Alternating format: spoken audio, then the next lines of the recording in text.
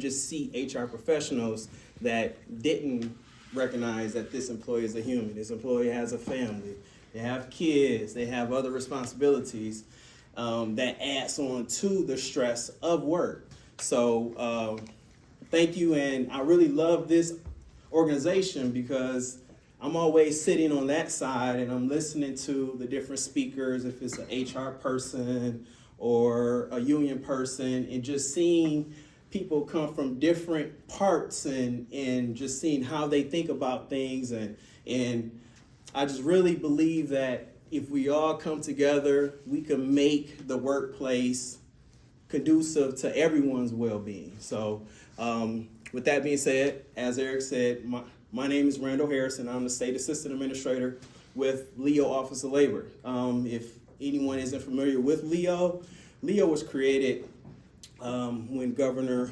Whitmer became the 49th governor for the state of Michigan, and she wanted to make a real Department of Labor. Before that, we just had different labor agencies, and they kind of all did whatever they did.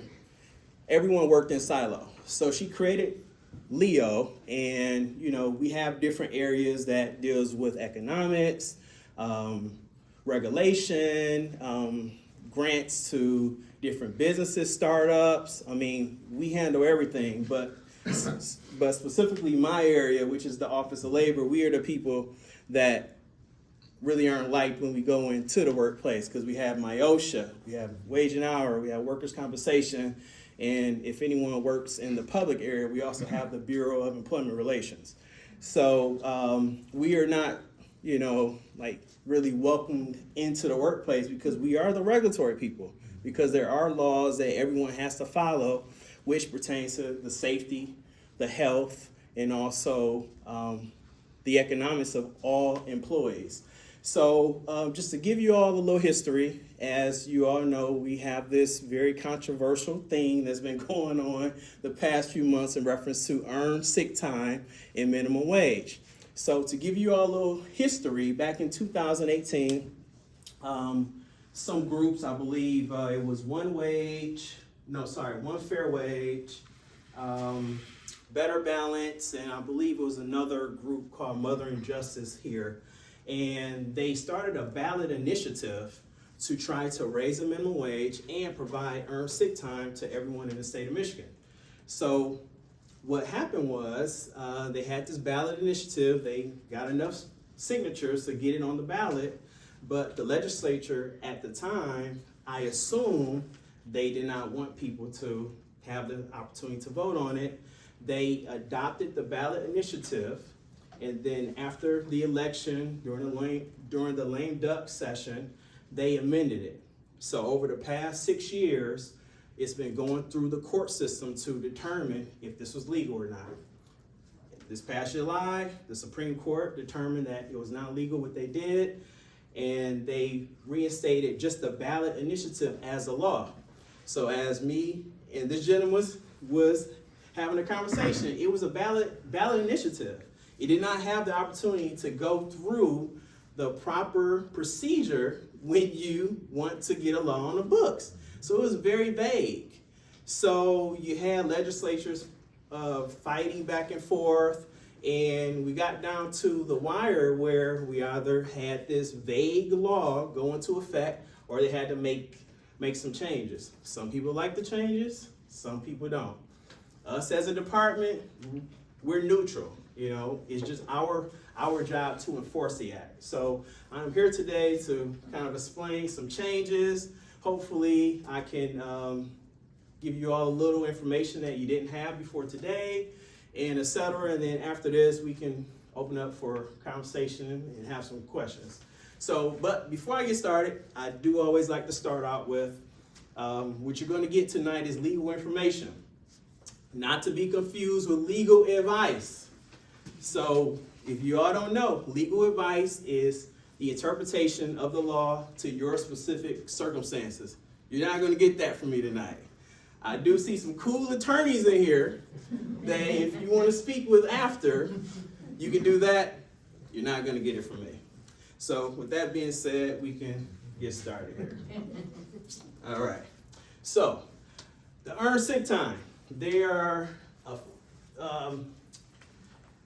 the accrual method of how people earn time is simply every 30 hours you work, you earn 1 hour of sick time.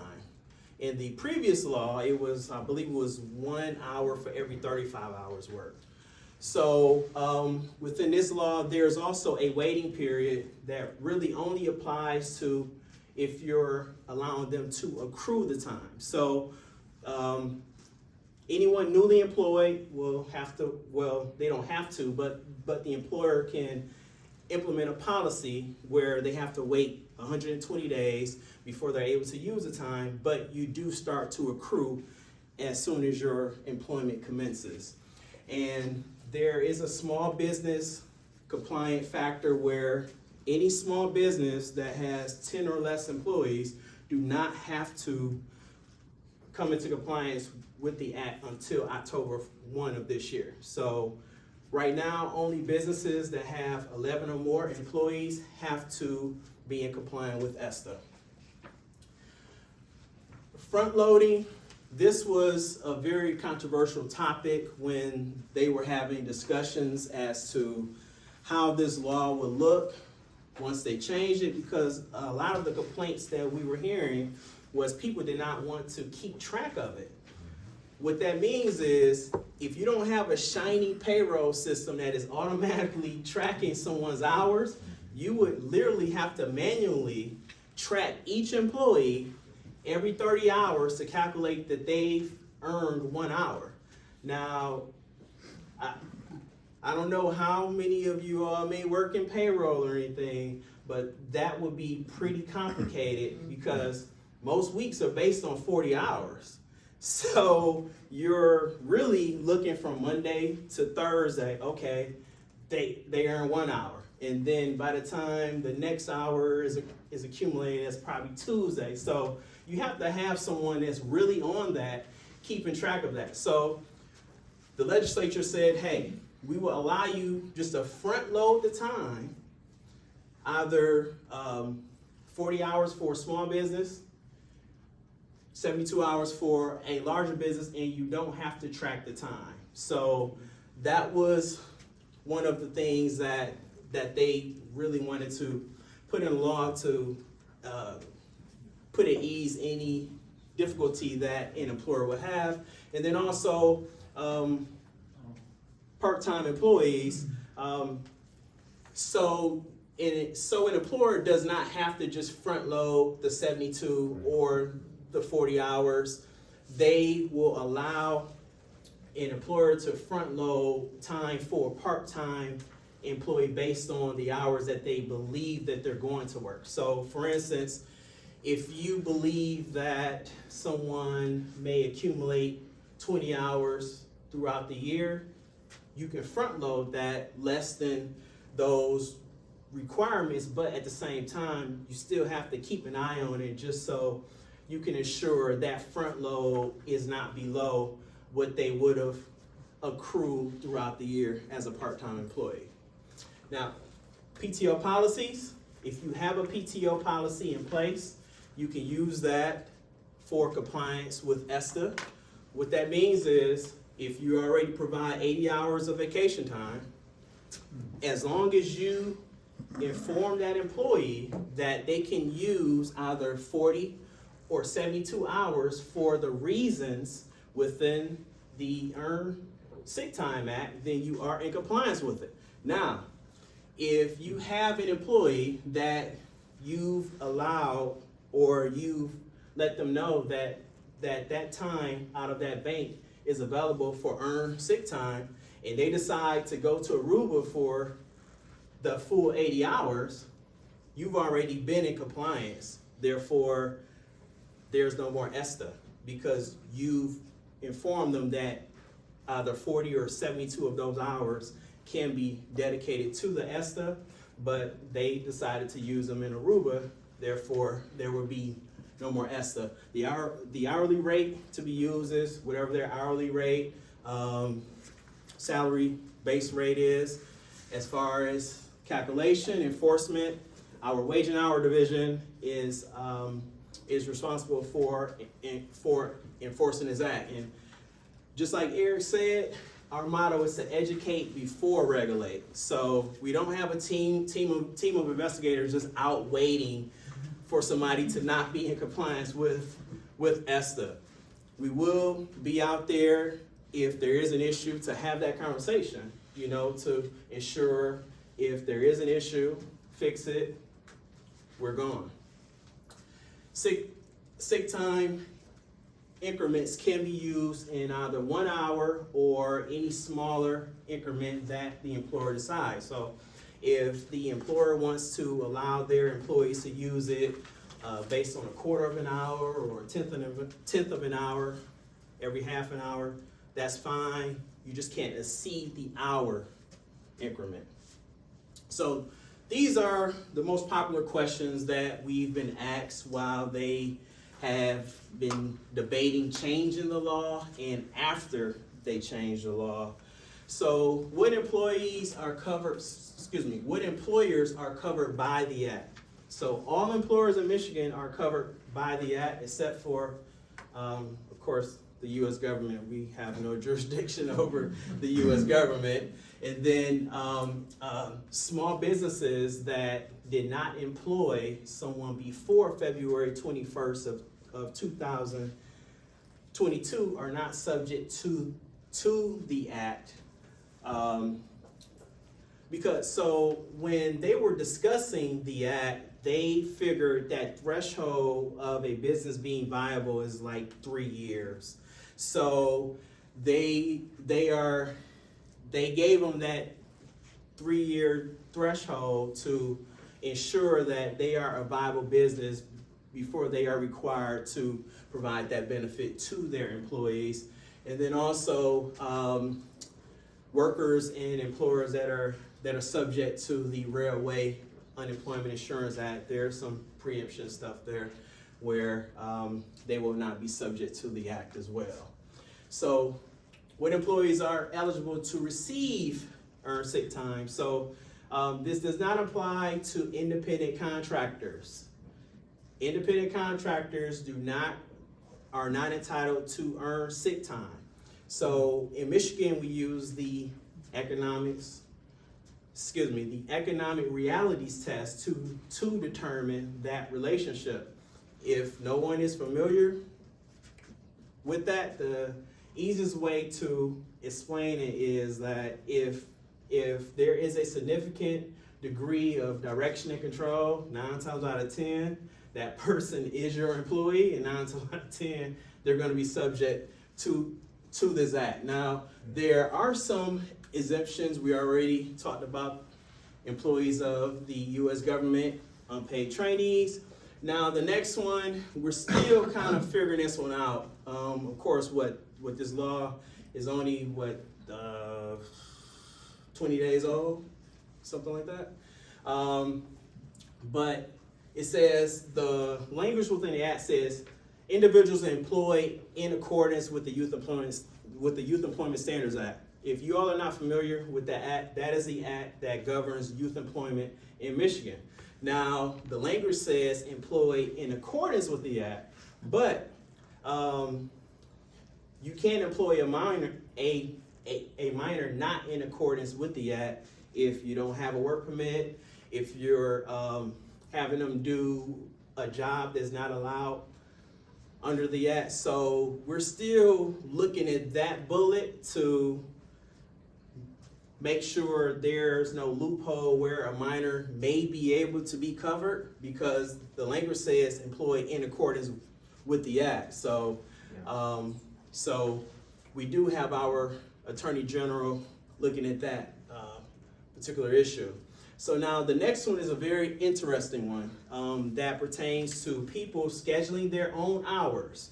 So there are a lot of jobs that schedules their own hours, but in addition to scheduling your own hours, the language also says that you cannot be privy to any adverse personnel action if you don't schedule a minimum amount of hours.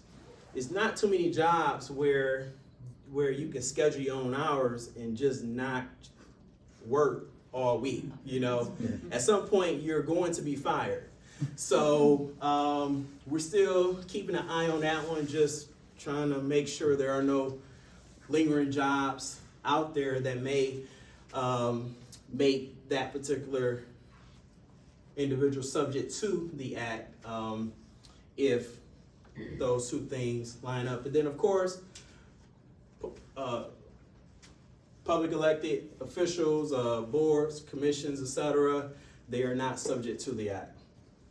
So how do you determine if it is a small business? You have to use all your employees, not just employees in Michigan, employees in Seattle, Miami, etc., when we are determining if it's a small business or not. So again, a small business is 10 or less. All other businesses are 11 and more.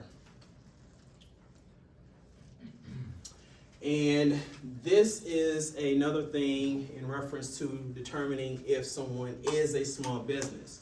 So it pertains to you having 11 or more employees for 20 or more work weeks throughout the year.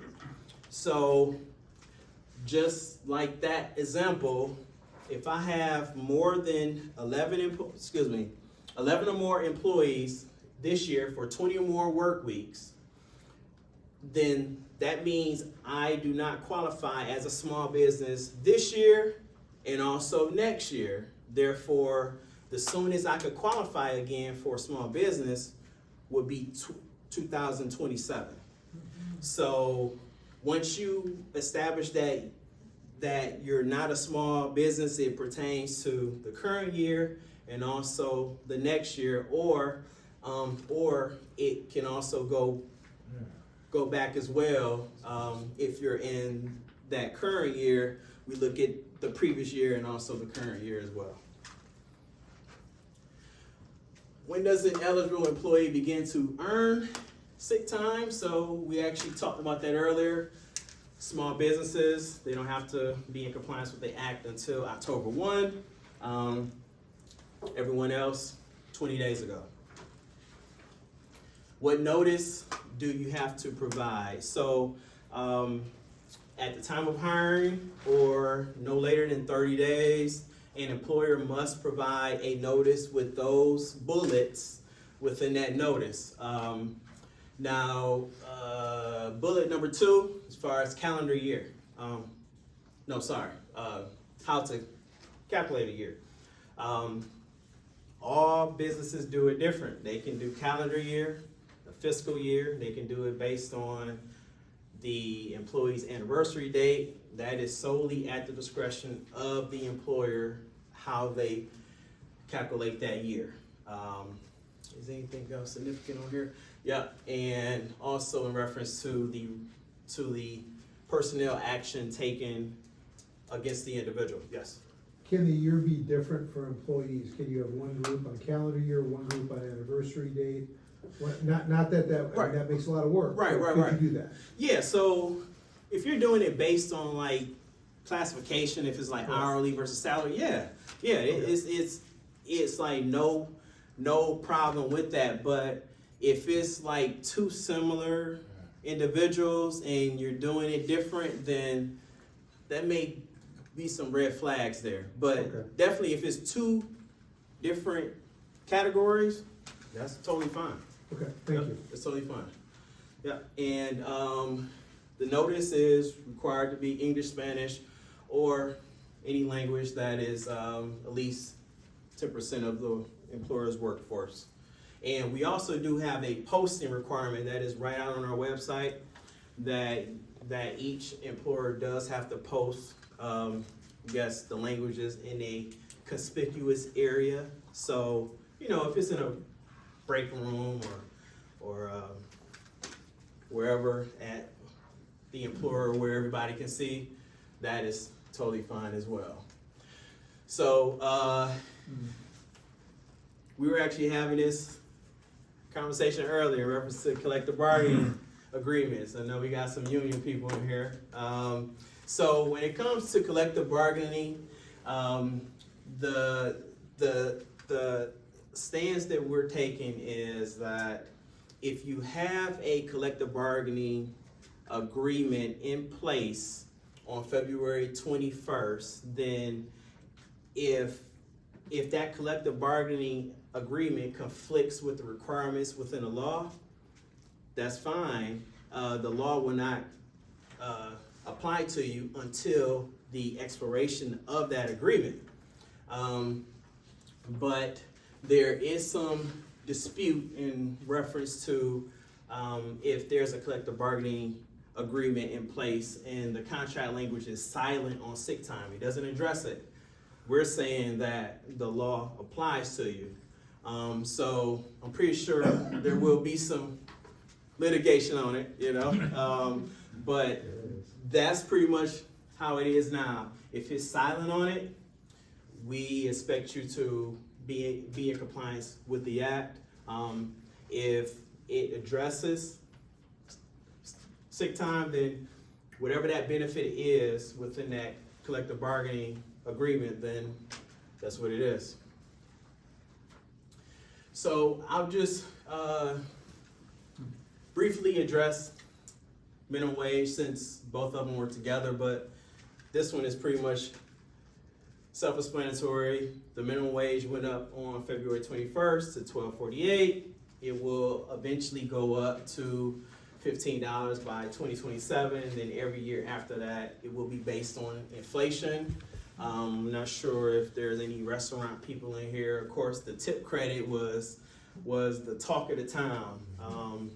The law without the changes phase it out, but it's not phased out now. It'll just go up to 50% of the minimum wage by 2031. If anyone is not familiar with what a tip credit is, a tip credit is simply what a business owner can pay based on the employee receiving tips from customers. So right now, the tip credit is at 38%, which would be, I believe that's $4.74 right now. So every employer is mandated to pay minimum wage, but in the restaurant area, they can pay their employees $4.74 per hour, provided that those tips bring them up to $12.48 per hour. So that was very hot and heavy with the restaurant associations, keeping that from not being phased out. So that is pretty much what I was explaining about the tip credit in reference to there is some language that states that employees cannot be mandated to engage in tip pooling. They have to voluntarily agree to it. Managers cannot be part of tip pools. It's just like waiters and bussers, you know, maybe cooks, you know, things like that. That's pretty much it with the tip credit. And here is my information. You can go to Michigan.gov, earn sick time. That's my email and also my phone number. I also have a stack of cards over there as well. And, you know, as a civil servant, I feel the obligation to be available to anyone at any time. So you all have the information. If you all ever have any questions or concerns, definitely feel free to reach out. All I ask is just don't reach out on Wednesdays between 6 and 7 p.m. I am normally at yoga, so don't call me then. But anyone have any questions, concerns? Okay, you. So I have a question about the front loading of of ESTA. Yes. So when I do the math for 1 hour for every 30 hours worked, Comes out to 69 it hours. comes out to 69 point whatever. So, you know, so I have a lot of clients who thought, okay, well, we can just front load 70 hours. Because if this person is, for example, a salaried employee who's expected to work 20, 80 hours a year. Right. But under the way this is written, If you front loading load, 70 hours is not sufficient. if you choose to front load, you have to front load the 72 hours if you're not a small business. Or, you know, you can do the accrual and, you know, be, Right, spend all your time Yeah. calculating the accrual. Yeah. Yeah, it's just odd. 72 on the yeah, yeah, so, I was just wondering why. Why the difference between the 69 point whatever right, and right. 72? Well, you know, just like me and the gentleman were having a conversation earlier, a lot of this stuff was rushed, you know? Yes. They didn't have time to sit down and really think things Right. out and take everything into consideration, so that's why we're where we're at right now. So, we're focused on doing common sense regulations. So we know it's gonna be some time before everyone just know the ins and outs in the law and they just know it like the back of their hand. So we're not gonna be out hammering employers, you know, in April, so. You know. I also noticed that the new poster wasn't up until February 27th. So I was like, okay, everybody, a poster's required today, but they don't have it yet. Yeah. It might have been up a little sooner than that, though. But the Spanish one was after. Yeah. Yeah. No, because we were checking every day. Yeah, We were like, okay. okay, all I got is this earlier version from October 22nd. Right, You know, yeah. right. So, questions related to collective bargaining agreements. Yep. So if the contract's silent on it, so it's actually a two-part question. If the contract is silent on it, and we don't offer specifically quoted paid sick time, would a short-term disability benefit, qualify as paid sick time? I don't think so, because don't you have to kind of go through Some elimination period usually. go through some hoops and things like that for? But also, it's usually a percentage of their base, not their full Right, but base. you can't So take it that's that your they're problem. What do you mean? Short-term disability is usually a percentage of their base, not their full base. That's true. Okay, okay. Which would also be a problem with because the law requires full base, right? Right. You're right. Yeah. But if your same contract includes provisions of other time off, like vacation that you Yeah. can take for any purpose, Mhm. Right. if it meets the minimum hours requirement, Mhm. you'd still be in compliance. So I guess the other question then too is, Yeah. like, it's just specifically, we have vacation time, and then some of our contracts have PTO time. Okay. Some of it's paid, some of it's unpaid. Mm-hmm. So we see that as being in conflict with ESTA and being in compliance. Well, so I think with that being a collective bargaining agreement, that's not anything that an employer can just designate and say, hey, your vacation time is now gonna, so really that time would be separate because it's within that collective bargaining agreement, you know? I don't think that they would be able to, since that collective bargaining agreement is closed, is not open for negotiation, I don't believe they would be able to, like a normal employer, that just have an employee handbook that has PTO and say, hey, now, if you need to use it, these 80 hours can be used for ESTA purposes. Right. So. But you could MOU that. Yeah. You could. You could Yeah. MOU the Yeah. use of the vacation time. But it won't If be And what if the contract says you can use your vacation For a half us, day that's or what I was 1 just day gonna say, increments? like, you could MOU the use of vacation to allow for ESTA. Well, but it wouldn't take Technically. effect until your contract expires. Not if you MOU it for immediate use. If you put it into effect Right. without an MOU, it'd be a unilateral could- change. Yes, Right, yeah, right, correct, exactly. correct. Yeah. I mean, the MOU would have to be agreed by both parties.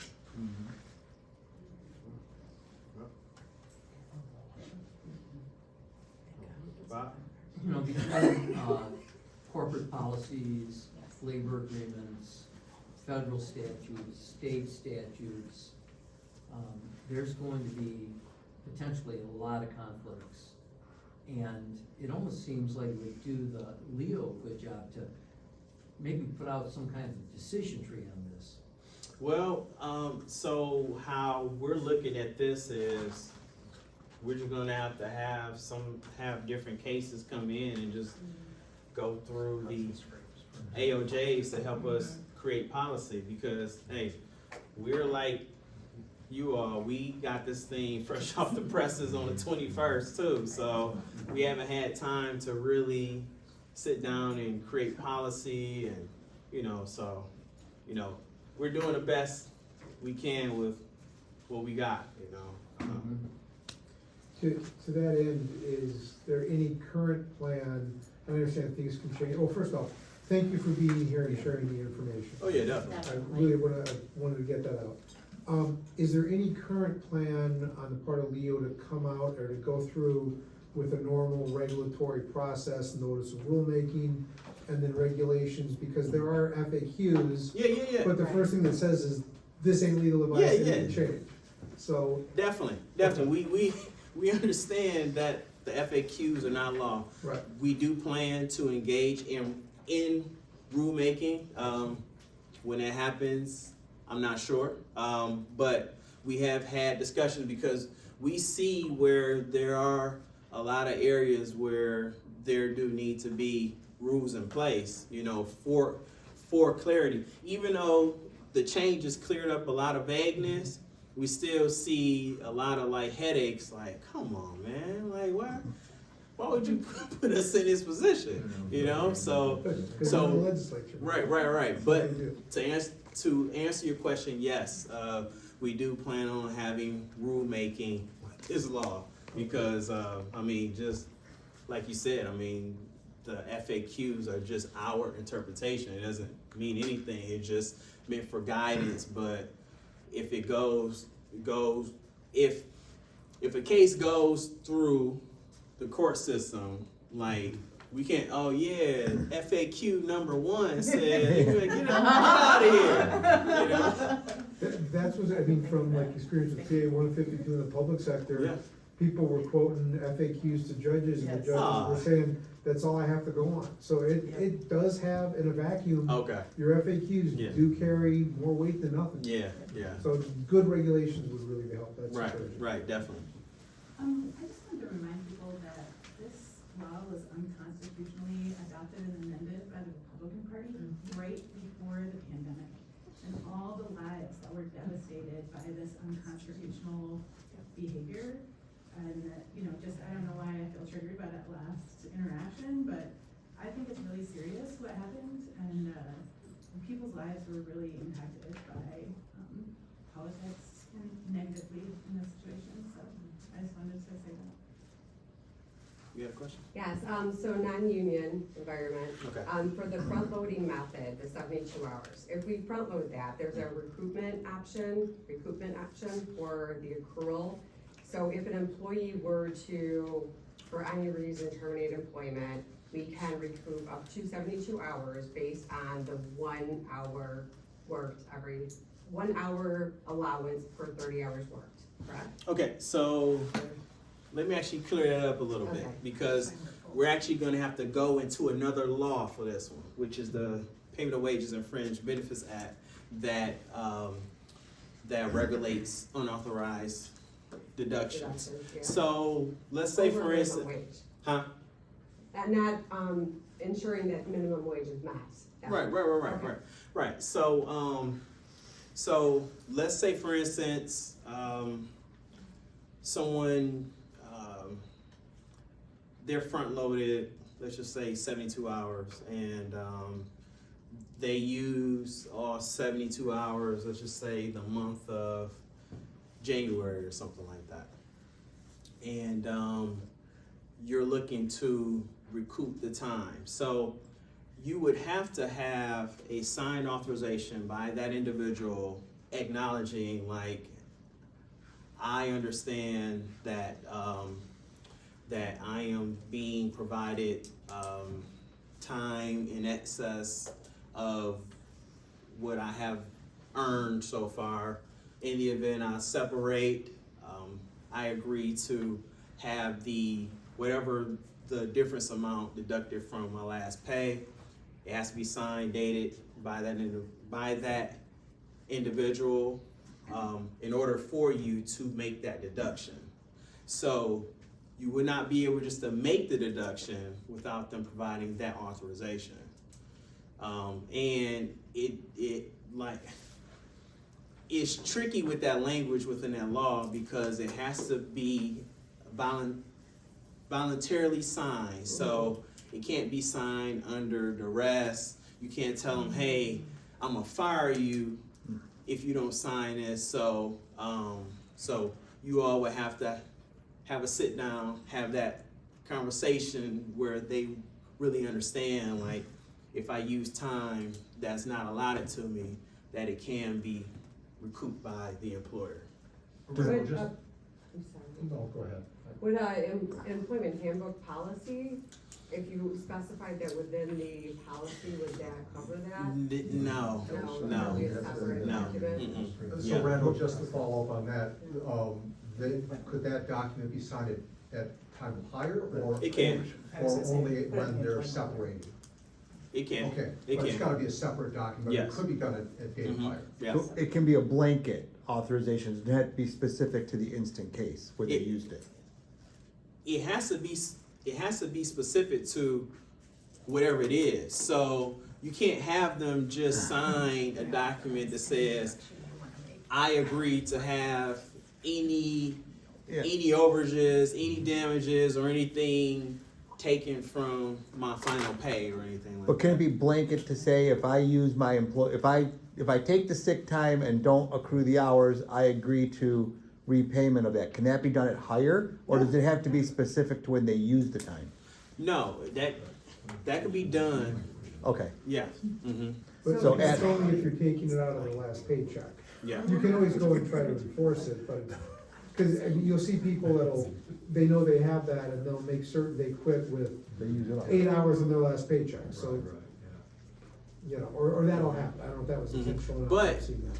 One thing that I do like to note, because I've been in thousands of employers, places of business over my career, when you have someone that is going to abuse something, a benefit like that, where they're just gonna burn through it and then quit, there are gonna be so many other red flags even before they get to that point.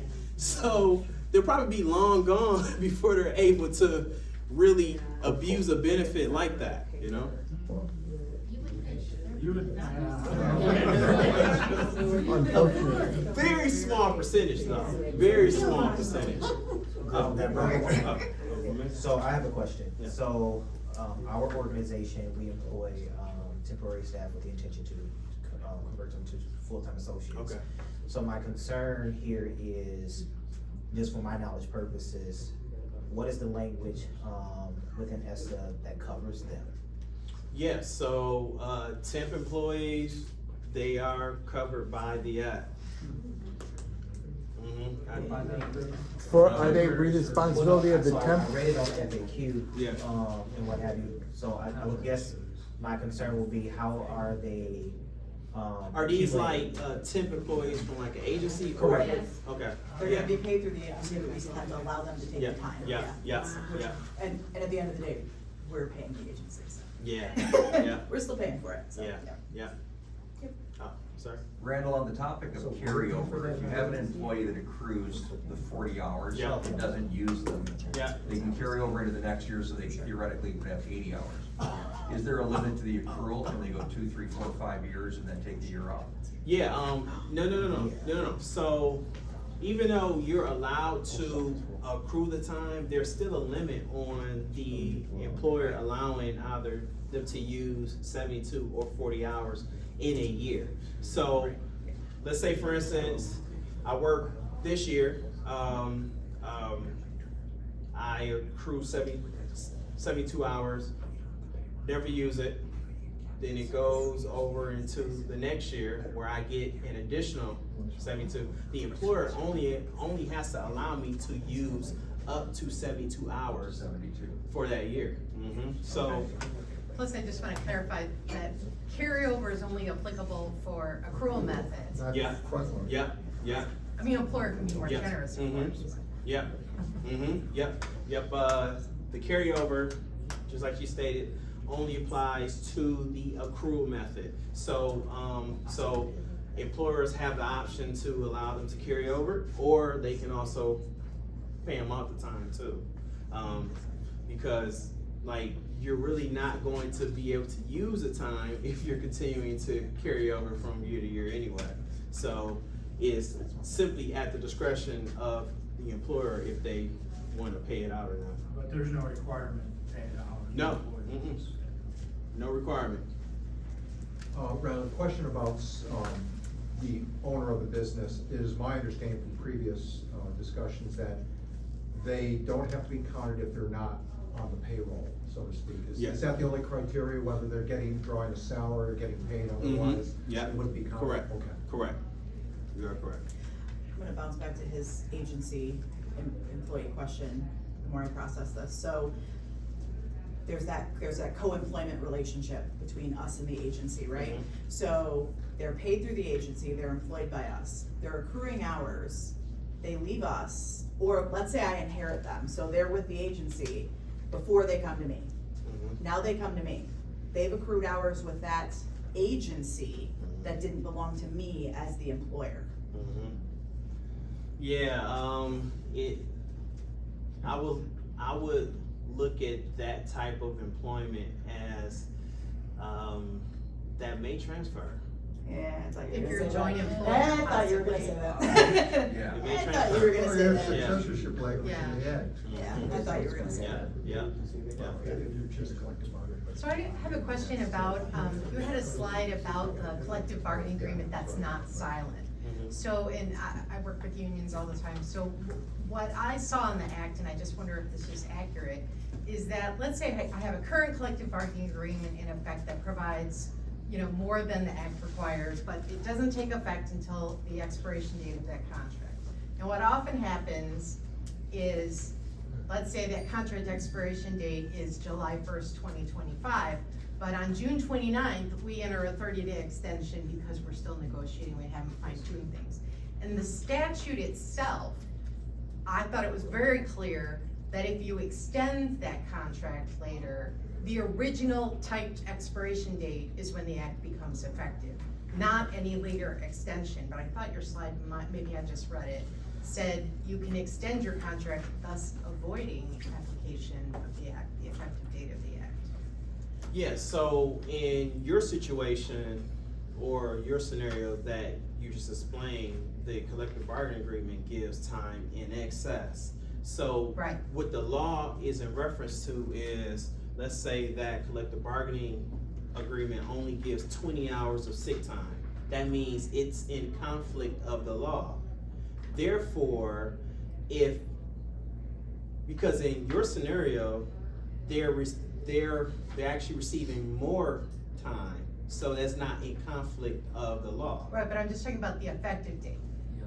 When is the effective date of the statute for a collective bargaining agreement that gets extended 30 days?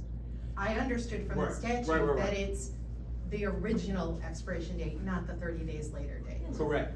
And that's very important for the Correct. union and company negotiators to realize. Well, I was just Yeah. gonna say, because Okay. now, Because that now you're almost forcing our hand to negotiate. You have to do an MOU Yeah, beforehand, right, which you're is almost what we're all forcing doing. us to Yeah. Yeah. negotiate something that usually is saved quite late in negotiations, cause it has I was gonna economic say, here are impact. any You're forcing it to come early. About our Right. vacation and sick time. And technically that contract extension extends your entire contract, it shouldn't exclude something, because that's a portion of the whole agreement that's been negotiated. Right. So, that's interesting, I Right. hadn't read that. You can Yeah. extend the contract, but you Yeah. can't. I think you avoid can the just effective accrue date for of the it act. until So that's the the contract, the new contract goes into effect. Because if you accrue for it over through an extension, you're only accruing 20 to 30 days. But it's a negotiation piece, chip that I don't wanna give up. Kind of a specific question,